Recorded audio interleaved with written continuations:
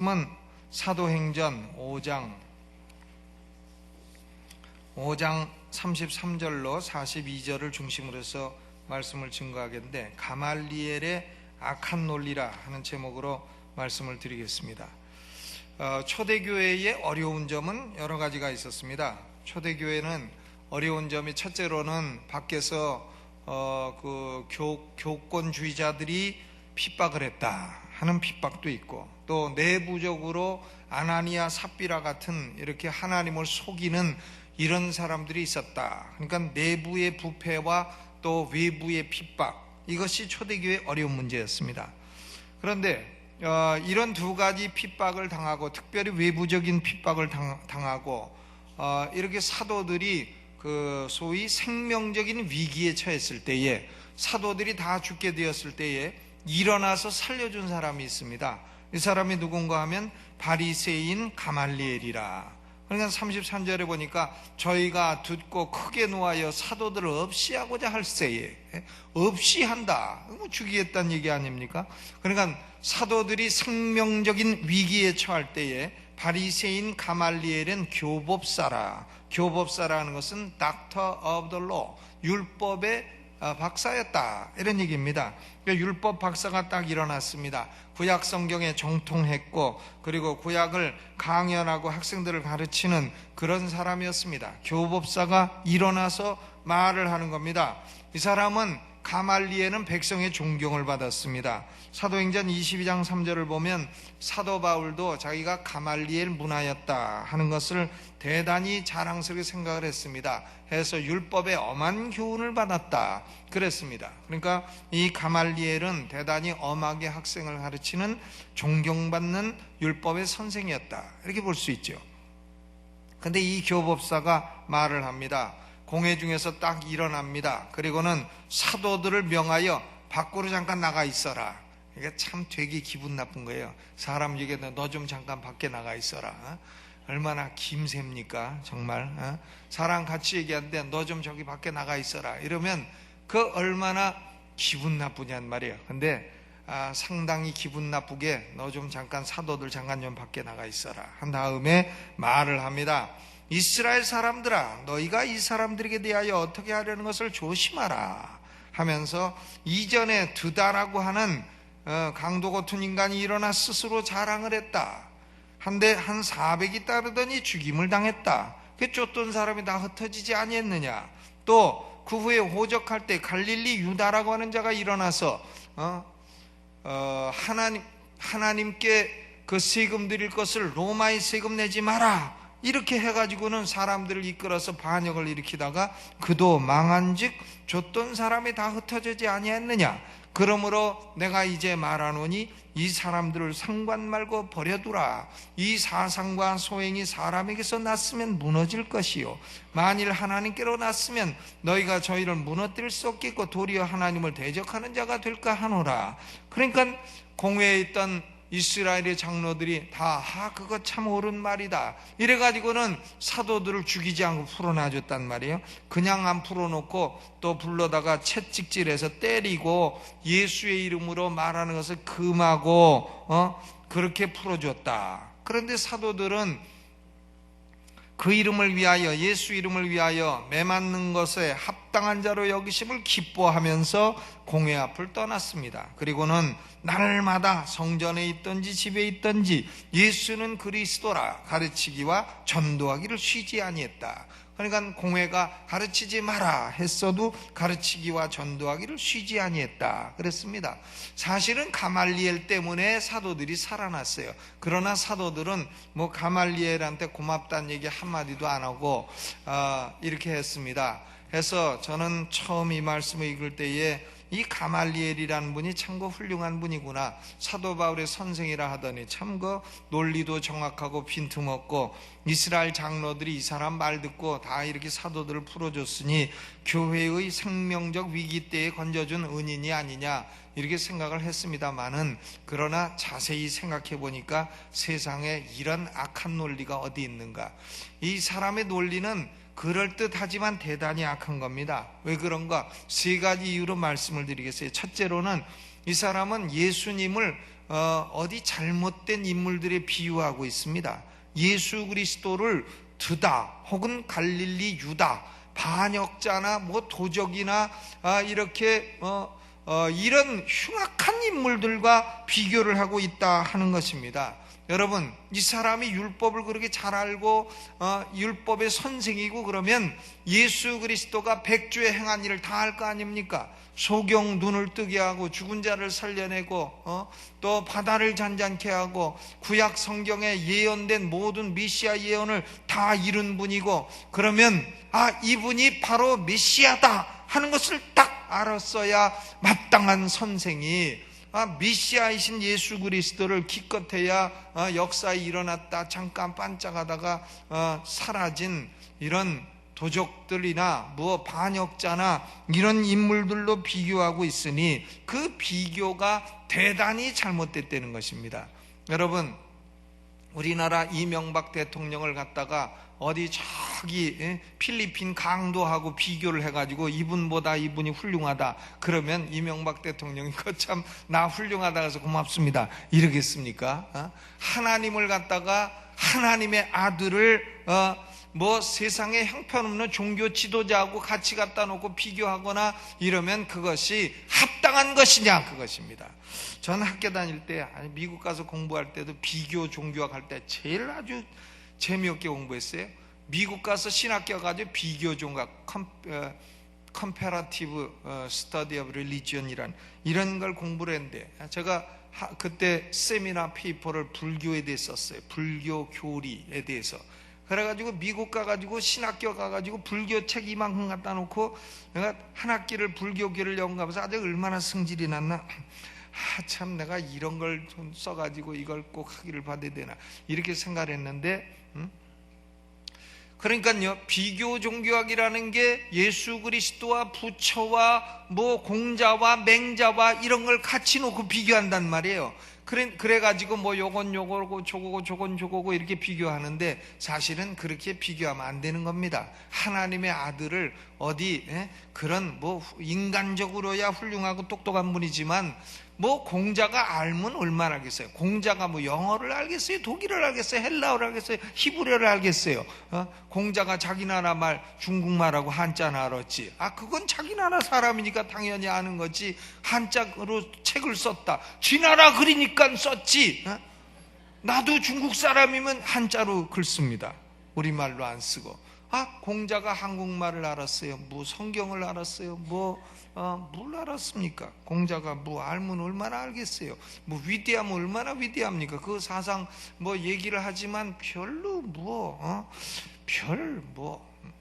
불교도 연구를 했습니다만은 다 헷갈려가지고 해탈을 해야 된다는데 뭘 해탈한 인물 하나도 난 여태 만나보지도 못했고 해탈한 인물이 역사상 존재하지도 않고 뭡니까? 근데 그리스도 예수님을 그런 존재하고 비교한다는 것 자체가 상당히 기분이 나쁘고 그 논리가 악하더라는 것입니다. 지금 이 가말리엘은 예수님을 공부를 많이 해서 예수님이 누군지 빤히 알아야 될 사람이 지금 이런 형편없는 인물들과 비교하고 있다. 이걸 볼 때에 이 사람의 논리는 대단히 옳지 않다는 겁니다. 두 번째로는 이 사람은 그 사도들의 그 성공 평가를 세상 기준으로 하고 있어요.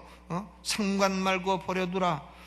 이 사상과 소행이 사람에게 났으면 무너질 것이요 하나님께 났으면 무너뜨릴 수 없을 거다. 그러니까 무너지면 하나님께로 난 것이 아니고 무너지지 않으면 이것은 하나님께로 난 것이다. 그러니까 성공하면 이건 괜찮은 거고 실패하면 이건 하나님께로 온 것이 아니다. 그러니까 복음을 평가하는데 세상 성공 실패라고 하는 세상 성공 철학을 가지고 기독교를 측정했다는 것입니다. 기독교 측정 원리가 아주 잘못됐어요. 여러분, 예수님은 세상 기준으로 보면 성공한 분입니까? 예수님이 33살에 돌아가셨어요. 청년 때 장가도 못 가고 33살에 돌아가시고 매나 맞으시고 고생하시고 십자가에 죽으시고, 세상 기준으로 보면 예수님이 지판관 없으시고 뭐 학벌 이력서 쓸 거 아무것도 없어요. 그냥 예수님 목수 아들 끝. 그러니 세상 기준으로 예수님이 뭐 성공한 사람이냔 말이에요. 사도들 뭐 이력서 쓸 거 뭐 있습니까? 마태, 뭐 베드로 갈릴리에서 어부하다가 부르심 받아 사도가 되었음 끝. 그거지. 무슨 학벌이 있습니까? 또 그 사람들이 전도하고 선교를 하다가 매 맞고 십자가에 거꾸로 죽고 그랬으니 세상 기준으로 볼 때에 그 사람들이 무슨 성공한 사람들이냐, 그것입니다. 로버트 슐러식의 그런 뭐 적극적 사고방식, 성공 철학, 헬스 건강하고 부유하고 웰스 또 프로스페리티 번창하면 그건 하나님의 축복이고 약하고 병들면 저주다, 이렇게 생각하는 세상의 성공 철학은 하나님의 교회는 합당치 않다는 것입니다.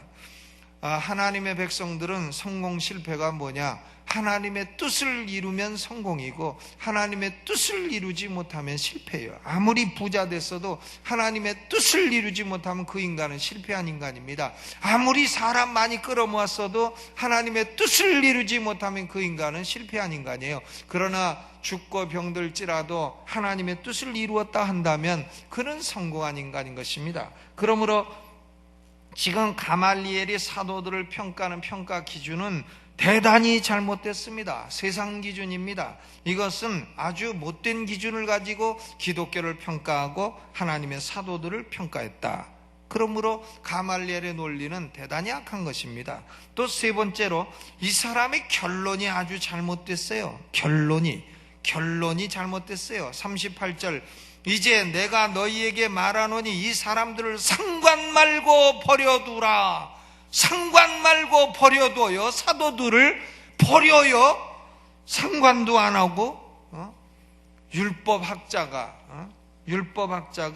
그러니까 팔짱 끼고 가만히 있다가 좀 성공하면 가서 달라붙고 실패하면 가서 아니라고 하겠다, 이거 아니겠습니까? 그러니까 이런 철학을 가리켜 기회주의라 합니다. 기회주의. 그러니까 이 세상에는 악도 있고 선도 있어요. 우리 그리스도인들은 기회주의적으로 살면 안 됩니다. 악과 선이 있으면 손해보더라도 선에 붙어야 되는 거예요. 악과 선에 있다가 가만히 중간지대에 있다가, 중간지대에 있는 인간들은요, 어느 집단이든 중간지대에 있는 인간이 성공한 걸 못 봤어요. 중간지대 기회주의적으로 있으면 이쪽에서도 찍히고 저쪽에서 찍혀서 나중에는 그건 왕따 당하고 그 인간은 아무짝에도 여기도 친구 없고 저기도 친구 없는 그런 인간이 되는 겁니다. 딱 오른쪽에 붙어야 되는 거예요. 오른쪽에. 아멘. 의인의 마음은 오른쪽에 있느니라 왼쪽에 있지 아니하느니라, 그런 겁니다. 그러니까 하나님은 기회주의를 좋아하지 않는다는 거예요. 요렇게 가만히 있다가 저쪽에서 저기 싹 달라붙어야지, 요런 게 기회주의라. 우리 그리스도인들은 요런 기회주의를 따르지 말고 선과 악이 있을 때에는 물론 충분한 정보를 가지고 충분히 기도하고 판단해서 이것이 선이다 생각되면 선에 좀 손해가 가더라도 좀 자기에게 뭐가 피해가 오더라도 선에 딱 가서 붙어야 되는 것입니다. 지금 이 가말리엘은 사도들을 상관 말고 버려둬요. 가말리엘이 딱 일어나서 공회에서 이렇게 말해야 마땅합니다. 여러분, 지금 이 사도들이 전하는 예수는 구약성경, 내가 정통한 학자인데 내 말을 들으시오. 이 사도들이 전하는 예수는 구약에 예언된 모든 메시아 예언을 다 이룬 분입니다. 고로 이 사도들의 말이 100번 옳습니다. 이 사도들을 어찌하여 죽이고 핍박하려 합니까? 당신들 잘못합니다. 그러므로 당신들은 회개하고 이 사도들의 말을 들으시고 예수 믿고 구원받으시오. 나도 지금까지는 왔다 갔다 기회주의적으로 좀 살았지만 이 사람들 말을 듣고 내가 오늘부터 예수 믿고 예수의 제자가 되겠습니다. 딱 그렇게 했어야 그게 진짜 가말리엘이지. 이런 이런 기회주의적인 논리를 가지고서는 이것은 믿는 것도 아니고 안 믿는 것도 아니고 맞는 것도 아니고 틀린 것도 아니고 이것도 아니고 저것도 아니고 선도 아니고 악도 아니고 중간에 서서 아주 기회주의적이고 좋지 않은 철학이다 하는 것입니다. 예수님께서도 나를 믿는 자는 영생이 있고 나를 믿지 않는 자는 이미 정죄를 받았다. 영생 아니면 정죄지 중간지대는 없는 겁니다. 또 나와 함께 하지 않는 자는 나를 반대하는 자요 나와 함께 모이지 않는 자는 해치는 자니라 말씀하셨습니다. 예수님 편에 탁 서가지고 함께 잃어버린 영혼들을 모으는 일에 힘을 합쳐야 될 것입니다. 나는 이것도 아니고 저것도 아니고 여기 잘 되면 여기 달라붙고 저기 잘 되면 저기 달라붙겠다. 이런 철학은 아주 못된 철학인 것입니다. 그러므로 그 가말리엘은 뭐냐?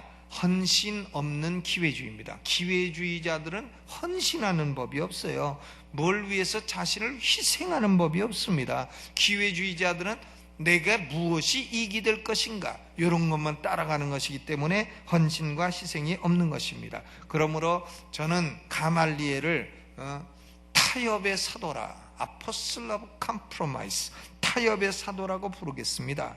신앙과 세상을 교묘히 타협해서 가운데 줄을 위험하게 타고 있는 것입니다. 우리는 가말리엘 따르지 맙시다.